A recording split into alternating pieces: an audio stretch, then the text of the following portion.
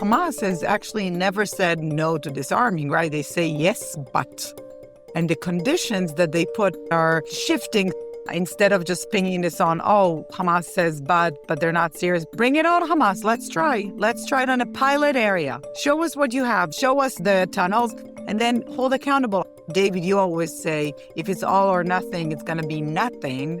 Hamas is not serious about disarming. Hamas has a lot of interest actually in the talks continuing, because the more that the talks continue, the more that Hamas will be normalized. They might be willing to disarm heavy weapons, but they want to keep enough weapons in order to continue controlling Gaza itself and to send the message that we are here to stay and we are going to be in charge. Nearly 9 months after the ceasefire ended fighting between Israel and Hamas in Gaza, the question of who will actually govern the Strip remains largely unresolved.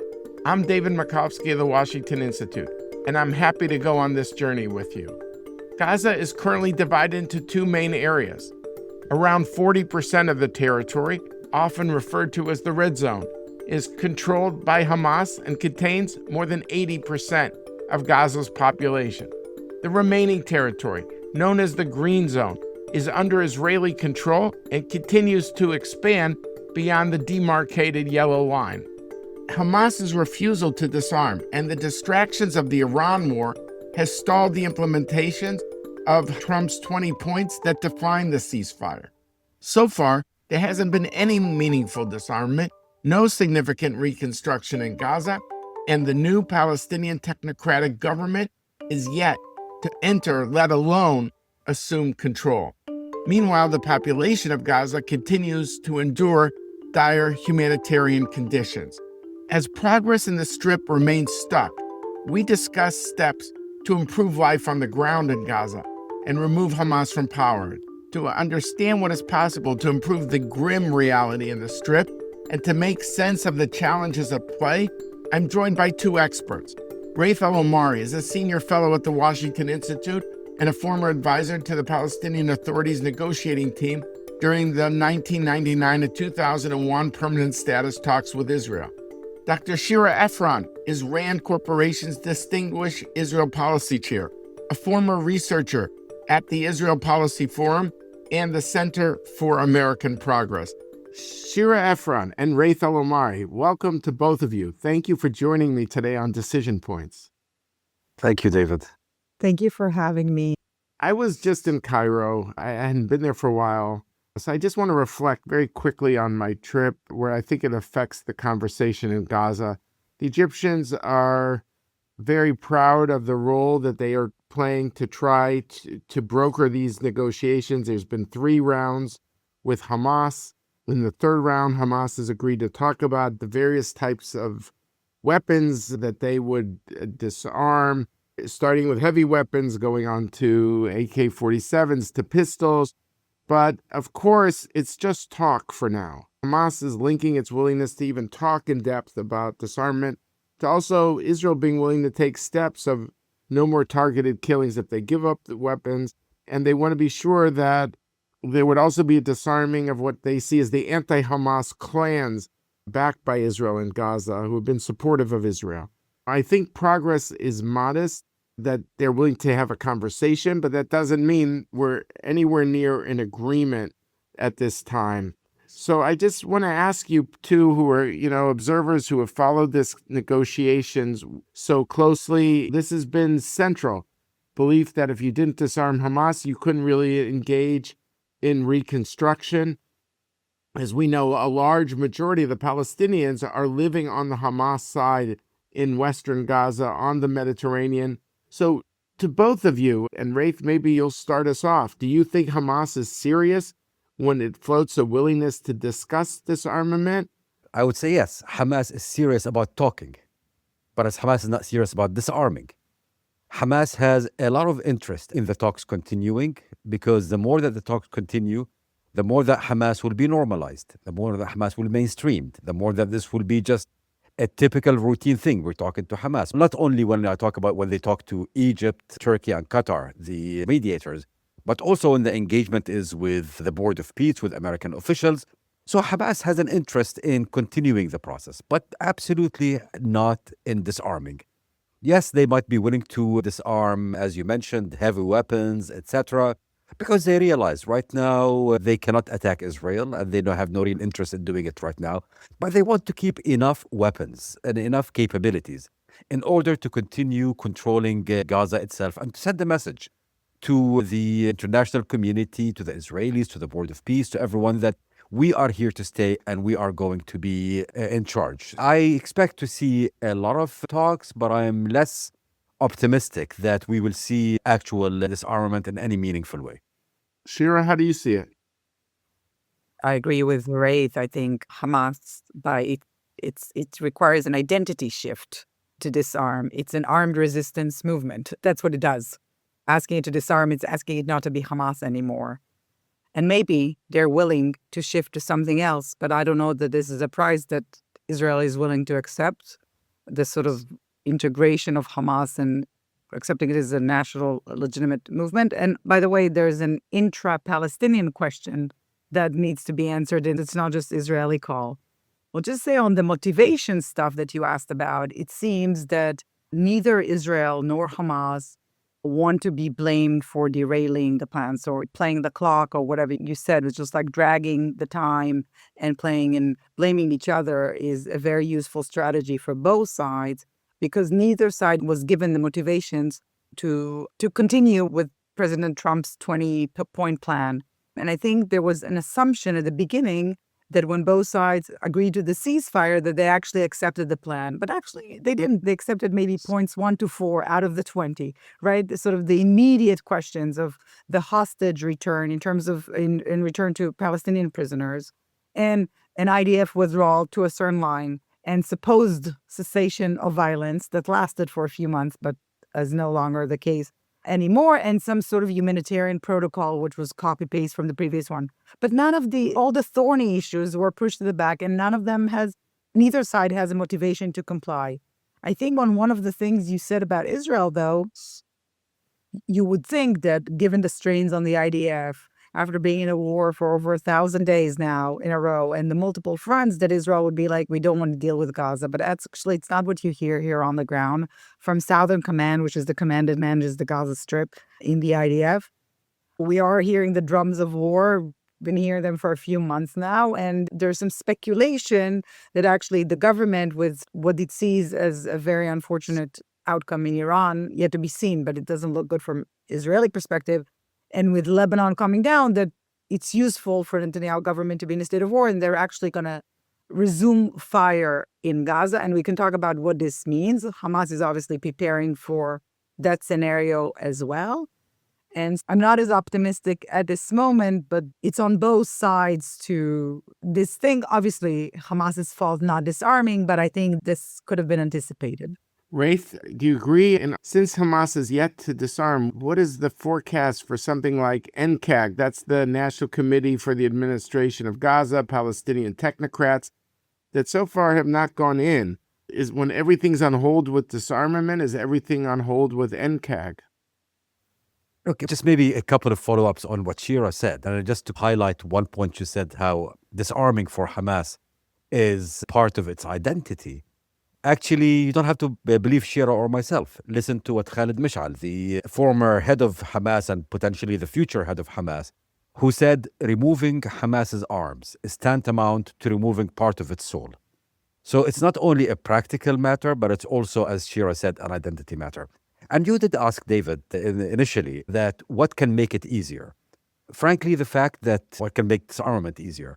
The fact that Israel is also not living up to some of its own commitments under phase 1, be it the continuation of violence, be it the opening of the Rafah crossing, etc., is also making it easier for Hamas to basically say, look, we're not going to do it until they do it. And it's making it harder for those mediators who want to pressure Hamas, Egypt, or those mediators who want to give Hamas an excuse, Turkey, to actually say, look, we're not going to pressure Hamas anymore until Israel acts. The NCAG is stuck. The NCAG is stuck right now. And the logic that we hear from the Board of Peace and elsewhere that NCAG cannot come in until Hamas disarms. On paper, that might be convincing. In reality, with every day that passes that Hamas is stuck in Cairo, can't go into Gaza, they lose credibility. they lose relevance. I can tell you when I talk these days to Arab, European officials and diplomats, NCAG doesn't even come up in the conversation. So time is not static. And the longer that NCAG is still stuck out there, the less effective and the less relevant that they become. How do you square that circle? We can talk about, there are many options, but at least I would say some of the aid, some of the things going into Gaza, why not brand them as NCAG related things? Why not give NCAG more of a public profile? Why not make the people in Gaza feel that any of the positive things happening actually are with NCAG? But because today they're completely irrelevant, and I fear that if and when conditions on the ground are conducive to NCAG coming in, they would already have been discredited and will come in already at a disadvantage. Shira, do you also think there are ways to empower NCAG so it would have some sort of visibility among Gazans as you see it? Yes, absolutely. I just want to go back to something that Ray said earlier on, because Hamas is pretty good about this game, right? So they're not saying no to disarming because then it will be game over. They're saying yes, but, and they're putting conditions. I wish Israel did not give them the excuse to blame for not fulfilling its phase one commitments. And Ray talked about the humanitarian stuff, but also the fact that the yellow line continues to move and creep into Hamas's territory, and it's not what we've seen in the first weeks. You have this shovel and going and pushing the yellow brick. Now it's a stated policy, right? Netanyahu himself said it. It's like giving arms to Hamas in a sense, because you're whipping. They're right. They're correct. As much as I hate just saying that Hamas is right, and I would say, let's take the excuse from Hamas and say, if they say yes, but let's just say, okay, let's see you. Take this few square kilometers and let's do a disarmament pilot there where you give us all the landscape of all the tunnel planning and whatever fakakte weapon they're willing to give, which is not going to be a lot. It's not going to be their AK-47s and stuff. And then you bring in the NCAG there. I will just say that I'm with Ghaith, but I've been previewed to some of the conversations around NCAG, and I think the branding is not enough. Gaza is a tiny place. The people know who gave them the package. They know who to go to. They know that Hamas is the de facto. They know who's the UN. They know who's the PA people and the Fatah. Putting an NCAG logo sticker on some aid, I think it's okay. It's better than nothing. But with the legitimacy crisis that they have and the lack of credibility now, it wouldn't suffice. I think there are ways that either you do some sort of a pilot planning in the red zone in the part under Hamas, and if this is too ambitious with this idea of developing the area under Israeli control, and I don't know that the NCAG can come there and operate under Israeli occupation, that this is also an issue, but maybe there is a mix. Maybe they do site visits. I've proposed at the same time, maybe you go in, maybe you do community engagements with all these IDP, internal displaced people in Gaza, who many of them live in camps. You go, you monitor, you show that you're legit, because Hamas has the full authority on the ground. And even if you look at like different NGOs and the UN agencies, when they need the political cover, they need to coordinate on the ground with Hamas. But when they need the political cover, they go to the PA. So everyone is like paying lip service and say, oh, we love NCAG. And they call Dr. Ali Shad on the phone, they bring him on, but it's symbolic. And if we all want this not to be symbolic, I think there needs to be more ambitious steps to show that this is really the future of Gaza. Do you put all this on the U.S., Israel, Hamas? How would you grade the mediation efforts by Egypt, Turkey, and Qatar so far since the ceasefire? We know that the U.S. pressure on these partners were key in achieving the ceasefire in the fall. How do you see the mediators, Ray? Okay. The first thing I would say about the mediators is that you have three countries that are working in many ways cross purposes. And so that in itself creates difficulties. There are dynamics within those.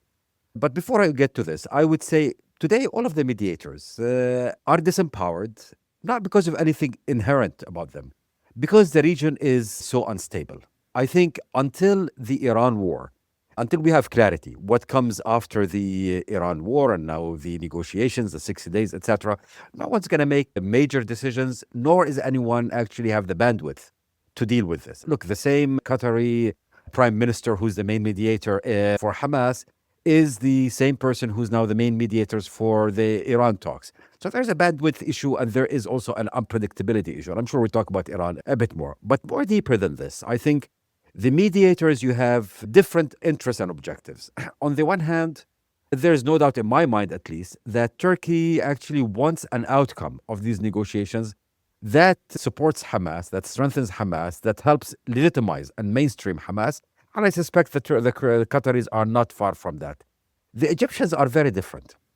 For the Egyptians, an outcome that empowers Hamas, that keeps Hamas as a legitimate actor, actually runs counter to Egyptian national interest that still sees Hamas as a threat, both in itself and as part of the Muslim Brotherhood. And that's one of the things that are actually making the mediation less effective than possible. And frankly, so far, the US has not come in clearly on one of these sides. So unless we have actually clarity, it's very hard to see how it's moved forward. And in my own view, more can be done and more should be done to empower the Egyptians to be able to push in that general direction, because I am not at all comfortable with Turkey in particular playing the lead role and ultimately rewarding Hamas for the atrocities of October 7th. Shira, I want to follow up on what Ghaith just said. It was striking to me in talking to the Egyptians, how you say how they were very much in a different place than Qatar and Turkey. I felt it in Egypt. They said, look, this idea of non-state actors with guns, we remember the Jamaah Islamiyah in the 90s in Cairo, and we couldn't live like that, and we don't think anyone else can live like that. So I'm just curious how you see it, Shira, in terms of the different agendas of the mediators. I think that we have to acknowledge that if it wasn't for the U.S., none of this would happen, right? The Israeli hostages would not be home. We wouldn't have 1,000 Palestinians being killed since the ceasefire was agreed. It would be still 1,000 a day or 1,000 a week, whatever it was in the numbers. And the U.S. was the one who was able to bring those mediators with very different agendas together. And I don't know, but I think, and what we've heard, that because of U.S. pressure and this momentum, you had an international momentum, the fault lines between these mediators were not as clear at the beginning. They all work toward the same goal. And I'll just end with this. It's also one of your famous saying, David, you say in the Middle East, when it's all or nothing, it's going to be nothing. If we put all or nothing on Hamas agreeing to disarm in ways of, oh, you know what, we give up on this armed resistance, we're done with this, didn't work so well, we're going to be at nothing. So we shouldn't give Hamas the veto to the future of this region. And therefore, there are different clauses that you can advance, taken with their yes, but, or even ignoring it and continuing in the parts that they don't control. And even that is stuck, unfortunately. So, Shira, just to follow up on that, you're right. I always say whenever it's all or nothing in the Middle East, it's nothing. An idea. I'm quoting you. Yeah. But I really think this idea of a plan B, of saying, okay, we have a standoff here with Hamas. We want to try to separate the people from Hamas. It seems like before the Israeli elections, this plan B won't happen. But according to Article 17 out of Trump's 20 points, he looks at this very exact course of action of saying, so you don't have to go through another winter in tents in the Hamas zone. And if you're vetted by all the security people, you can live in more normal housing inside the Israeli zone, or whatever you want to call that. But at least let people on a humanitarian basis be in a place that is better for them, and maybe really does tell a way of squeezing Hamas, because the people will be voting with their feet. So I'm just trying to think, is there a viable alternative option to provide relief to non-Hamas Palestinians? If not now, at least once the election is over, no matter who wins in Israel. Shira? Yes, absolutely. And I don't know, there's going to be challenges if Hamas lets people leave and people want to leave, if Hamas doesn't come with the people who leave, right? Even if you vet, there are all these challenges, but you can go with the idea of what is this baseball movie, right? If you build it, they will come. If Field you of build them, they will Dreams. come. My issue, and I think that's the biggest problem, and this goes to the all or nothing thing. Even if you say, I don't know, whatever, Tzipi Livni wins in the Israeli elections, or she's not even running. But someone says we're all in for building Gaza reconstruction. If you wait for after the Israeli elections to start working, it's going to be too late. because there's going to be another winter, because the elections are in October and who knows what's going to happen. And then until you have a government, you have to start preparing the ground, the tendering, building the neighborhoods. NCAG, if Israel, and I hope we call it the Israeli side of Gaza, and I shriek because it's not supposed to be the Israeli side of Gaza, right? Let's say it's the non-Hamas controlled side of Gaza. If you want NCAG, you need to prepare for that point. And that's what I would focus on at the moment, not trying to completely give up on plan A, which would be the best option, but also creating this pressure with plan B. And we really can't afford to wait. Ghaith, how do you see it? First of all, I absolutely agree that we cannot afford to wait. If we wait until time is ready, then we're going to need another year to get all of the kind of groundwork done. By the way, why do we find ourselves now in this situation? Because of the rejection and the refusal to do any real planning for the day after. And when the day after came, we had nothing ready. Let's not make the same mistake again. Look, now, in theory, in conceptually, I think it's absolutely right. People should be able to go to a more dignified existence in the Israeli side, the red, the green, or whatever it's called, the Israeli side of Gaza. The reality, though, is more complicated. First of all, what Shira said, all of these kind of vetting, etc., this is not something that people, let's say, are confident that Israel will be forthcoming with. Precedent does not create a lot of, let's say, confidence. But putting that aside, there are political issues. For the NCAG, for example, it's very hard to imagine them working in areas under Israeli control because they become very vulnerable to being said, you are agents of Israel. More importantly, who's going to pay for it? I think when I talk to Arab officials, with the possible exception of the UAE, and even they are becoming more equivocating, but the others are very clear. We will not do any work and we will not fund anything on the Israeli side. So I believe, yes, it should be open. Yes, it should be at least have humanitarian issues, but the focus should not only be on the prep work for plan A, but also what can we do right now in areas in Gaza that will improve the humanitarian situation of the people there, the humanitarian infrastructure in that part, without moving to full-fledged reconstruction. I think a lot of thinking, a lot of work should be done in what the humanitarian organizations called humanitarian plus, things which are not reconstruction, yet which are needed, sewage, water, these kinds of infrastructure issues that you need to deliver humanitarian issues. So I think a lot of space of things that can be done before we give up on plan A, and I remain very skeptical about the practicality of plan B. I could say that we'll get to the PA in a moment, but I do see that they have put forward a plan on early recovery to deal with these kind of basic infrastructure projects like you just mentioned. Ghaith mentioned Iran, and Shira, maybe you could just relate to that, which is that to what extent has the Iran war changed the trajectory of what is possible? First of all, I think it affected the positions of the mediators. Second, it took the urgency off, right? Like it completely lost the momentum in Gaza because all of a sudden, who even remembers where Gaza is on the map?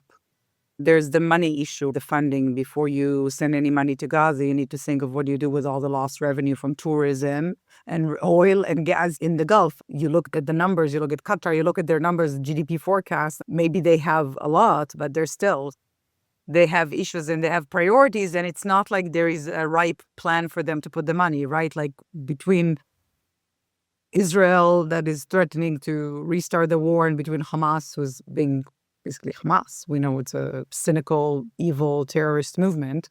It's not very tempting. Anyway, it's not the best investment to make to begin with, right? Let alone when you're here. And I think another thing that it did is that, of course, I think Iran only hardened the Israeli position. Maybe not for the right reason, but because politically, we always say, Netanyahu always said that the other side, the opposition, they have this like sourpussness. We're all sourpusses, right? Like that we're complaining.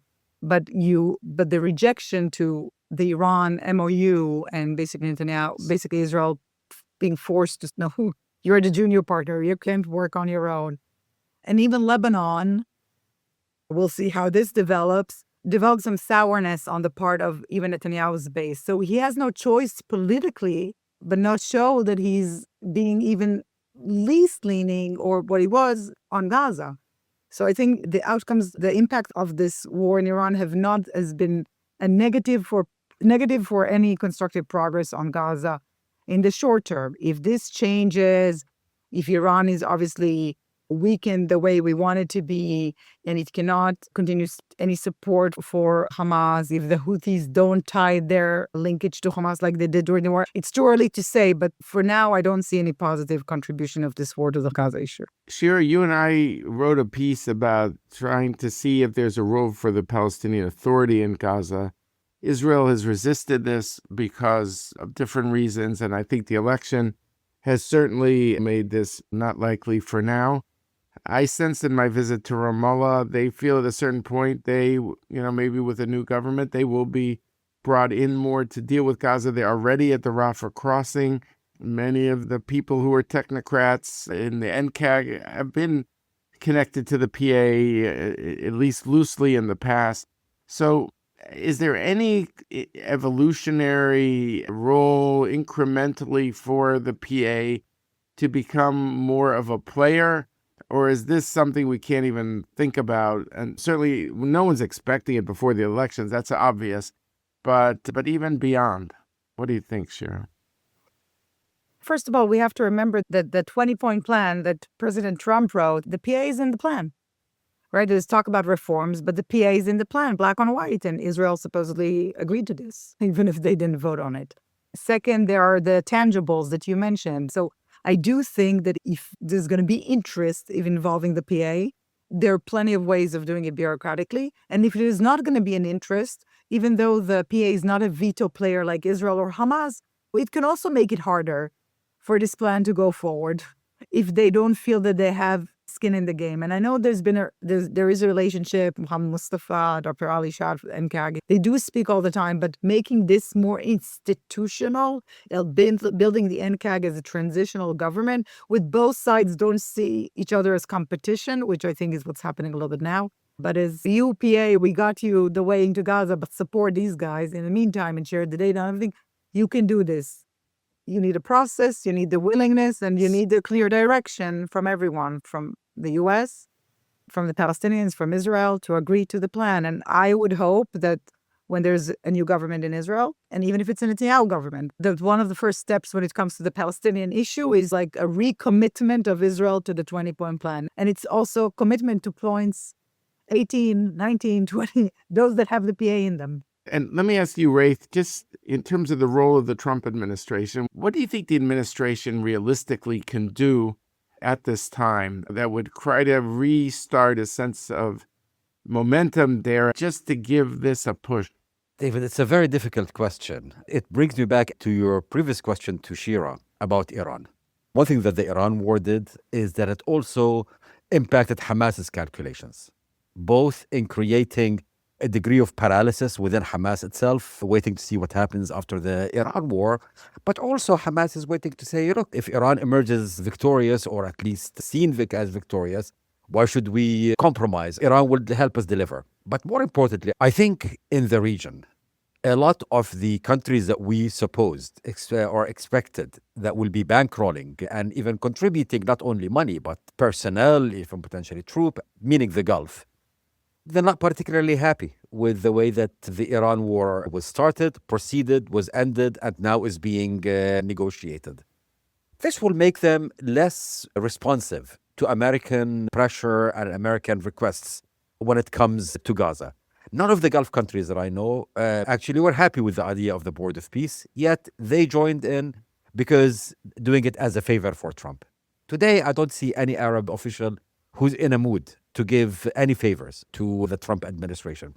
So in many ways, I think on a big picture, there is little that we can do right now in the United States to impact to the region to get more involved. But of course, we can do more to basically maybe push the mediators, certainly to push Israel to be more forthcoming on some of these issues. But let me tell you one thing that we, U.S. should not do, which is to engage Hamas any further. We know, and there have been public reports about the U.S. engaging Hamas at very high levels. Steve Witkoff, he talked about it in one of those 60-minute interviews that he did. We hear that there's ongoing conversations in their meetings with the Board of Peace. There are American representatives. This is very damaging. This is very damaging because it creates a veneer of legitimacy for Hamas, and Hamas is already leveraging this to go and talk to others. I talk to European diplomats and say, why shouldn't we talk to Hamas? The Americans are talking to Hamas. So right now, I think the U.S.'s ability to change the trajectory, we'll have to wait and see how the Iran negotiations will conclude. But in the meantime, I would say the U.S. should do no harm and to stop anything that can be seen as giving more legitimacy to Hamas. Shira, do you agree with that? I agree. And I mean, we've seen this legitimizing Hamas, right, with hugs to Khalil al-Hayya, and we've seen this early on. And maybe it's the most optimistic you'd hear me say, but I think that there is, or I hope there's a way to salvage this and create renewed momentum. I think that with Gulf countries being angry and frustrated, and everyone's recovering from this thing, but I think there is an understanding in the region that what happened in Gaza, even though as much as countries were eager to sideline the Palestinian issue, eventually really changed the region, right? In a sense, what started in Gaza does affect them, and they will want to avoid this. But if they feel that there's a sincere, serious effort by all parts, they might be willing to re-engage. I think it was unrealistic of all of us to think, the Israelis, I hear them, oh, the Saudis are going to build this, and the Emiratis, they're not wallets. No one's going to put $70 billion in Gaza. It was not realistic, even if Finland is going to run Gaza now. It's not how these things work. The pledges are always pledges. We've been working on these issues for a long time. It's like a circus, a counting circus for Gaza. The pledges never come through, even when it's not as tragic as the situation now. So I think just being more realistic, and where I am optimistic, is I think on the U.S. side at least, or on the Board of Peace side, listen, they did, if I go back to the national security strategy and this region that they were supposed to pull out of because they brought peace, they seem pretty invested in this region. One of their foreign policy achievement has been the ceasefire in Gaza. We're going to come on the 1-year anniversary of the ceasefire in October. October is going to come in no time. The summer is empty, Jewish holiday. This is it. We're coming on. And I think they'll want to show something. It's going to be very frustrating for them to say, not only we have not advanced to phase 2, even though we declared, right? The president declared a transition to phase 2. We have reversed the gains of phase 1, and Israel is now controlling whoever knows how many percentages of Gaza. And so in a sense, and images are going to continue coming of Gaza, and maybe it's not famine, but it's rodent bites of children. The situation is really unbearable. So my hope is that there's going to be pressure coming from them wanting to succeed. And I hope that an Israeli government, and David, you're here too, you hear some people, even around Netanyahu, I am saying even around Netanyahu, but also definitely people around the opposition that say there's not a good substitute for this plan. I think we can salvage this, but it will require enormous effort on the part of the U.S., which I hope they will find time for. But Shira, if you had to say, in terms of likelihood, 1, the impasse continues. Hamas, yeah, they'll talk about disarming, but they won't change. Second option, they actually do change. Another option is, what about these protests against Hamas in Gaza that have been forcefully put down by Hamas?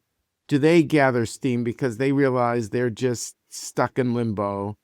Or does Israel go back in at a certain point militarily? Most likely is the impasse. I think Israeli going in, there's not a day that goes by we're not hearing of another Hamas militant being killed. And there are deaths in Gaza. They're not of IDF soldiers, but they're of, how should I put this politely, Israeli proxies, right? Militias working with Israel. They're fighting, there is a fight with Hamas, and there are deaths. They're not IDF death in Gaza. Southern Command wants to go back in and restart the war, might be even Netanyahu as well. I think the IDF, the chief of staff, has been raising every red flag that the IDF needs a break. People need a break.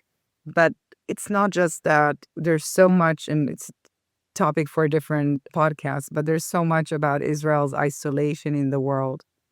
Israel will not have any international legitimacy to go back to fighting a full-scale war in Gaza.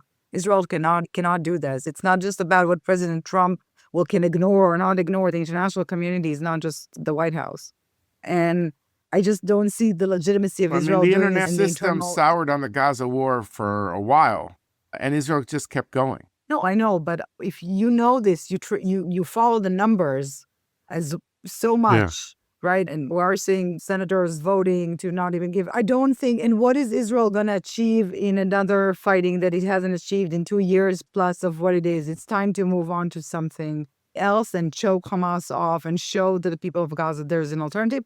Unfortunately, in terms of the odds, most likely is impasse because this is our region. But I'm not losing hope yet. All right, Ghaith, you get the last word here in terms of what is a more likely scenario and maybe what is less likely. I'm not going to unfortunately conclude with a positive note either. I would say the most likely scenario is impasse, plodding along. But there's a problem here. These impasses are never stable. And what's an impasse and plodding along today could very quickly deteriorate into an active, hot conflict again. The plodding along scenario could make life so hard in Gaza that you start seeing mass migration into Egypt. And that is liable to create maybe the worst crisis between Israel and Egypt since the treaty. I've never seen the Egyptians, and I'm sure you heard it when you were in Cairo. Believe me, when I was in Cairo, anxious. this is the issue they call the reddest of the red lines. Exactly. Which is this idea that they fear that the Palestinians will be displaced over the Gaza line into Al Arisha or somewhere on Egyptian soil. But to the question of the demonstrations, of the protests, it's not only because Hamas was suppressing these protests, and Hamas did suppress them, and they did deploy all of their very visibly armed folks. But I think it goes a bit deeper than that.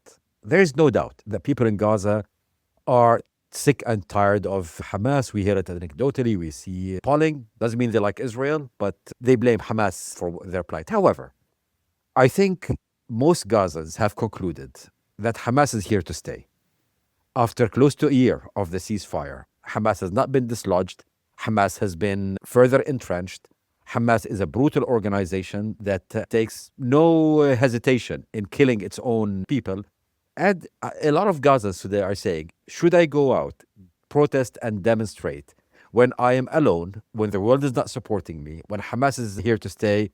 I might as well lay low and learn how to live with it. Unless we create a credible, hope at least, of a credible alternative to Hamas, very hard to me to see how the people of Gaza would go out, risk their life, and fear being abandoned by the world. It is again, as things stand today, I don't see these things replicating. I see anger under the surface. But unless people see that there is a chance that their protest will produce a change, no one, I believe, will go out in any meaningful numbers. I just want to thank Shira Efron and Ghaith al-Omari, each for providing a very interesting perspective as we try to understand what is and what is not going on in the Gaza Strip today. I want to thank you both for joining us today on Decision Points. Thank you for having me. Thank you, David. It's always a pleasure and an honor. Thank you again for tuning in on this episode of Decision Points. A big thank you to Shira Efron and Ghaith al-Omari for an important discussion. Please subscribe to the podcast and be sure to rate and review us. It helps us to grow our community. Thanks again, and see you next time, wherever you get your podcasts. There's a lot to unpack. I'm David Makovsky.